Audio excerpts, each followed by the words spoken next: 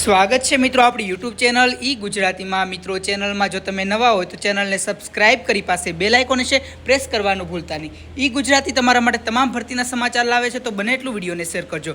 Gujarat high court ભરતી 2024 bailiff driver પટ્ટાવાળા તેમજ અલગ અલગ જગ્યાઓ પર ભરતી કરવામાં આવી રહી છે। તો આ ભરતી વિશે આપણે સંપૂર્ણ માહિતી જોઈએ મિત્રો, જેમાં કુલ ખાલી જગ્યા 1318 પ્લસ છે।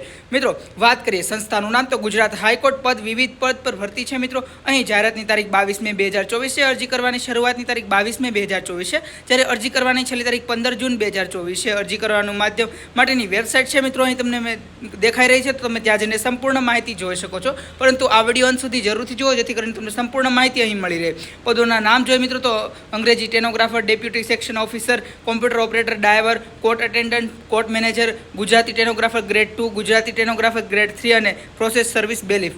અહીં જે કુલ ખાલી જગ્યા વિશે વાત કરીએ તો અંગ્રેજી સ્ટેનોગ્રાફરની 54, ડેપ્યુટી સેક્શન ઓફિસરની 122, કોમ્પ્યુટર ઓપરેટરની 148, ડ્રાઈવરની 34 અને કોર્ટ એટેન્ડન્સની 208 તેમજ કોર્ટ મેનેજરની મિત્રો 21, ગુજરાતી સ્ટેનોગ્રાફર ગ્રેડ 2ની 214, ગુજરાતી સ્ટેનોગ્રાફર ગ્રેડ 3ની 307 અને બેલીફની મિત્રો 210 એમ કુલ કરીને 1318 પ્લસ જગ્યાઓ પર ભરતી કરવામાં આવી રહી છે। પગાર ધોરણ વિશે વાત કરીએ તો સંપૂર્ણ તમામ પોસ્ટ વાઇઝ પગાર ધોરણ અલગ અલગ છે, તમે જોઈ શકો છો, સ્ક્રીન પર તમને દેખાઈ રહ્યો છે।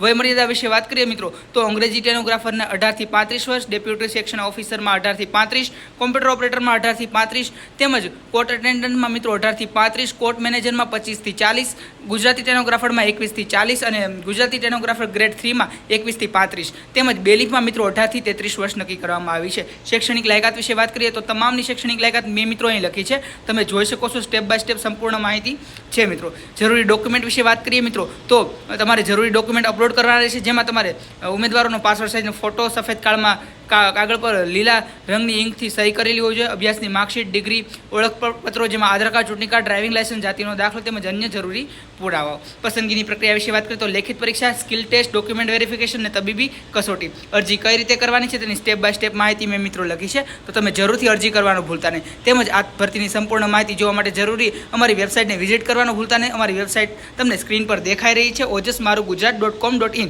તો ત્યાં જઈને સંપૂર્ણ માહિતી મેળવી શકો છો। તેમજ આ ભરતીની વધુ માહિતી અમારા વોટ્સએપ ગ્રુપમાં પણ મિત્રો મળશે, તો વોટ્સએપ ગ્રુપ જોઈન કરવા માટે વેબસાઇટ પર જઈને તમને પોપઅપ શો થશે, તો તમે જરૂરથી વોટ્સએપ ગ્રુપ પણ જોઈન કરી લેજો। તેમજ આવી ભરતીની માહિતી માટે અમારી ચેનલને સબસ્ક્રાઇબ કરી નાખો।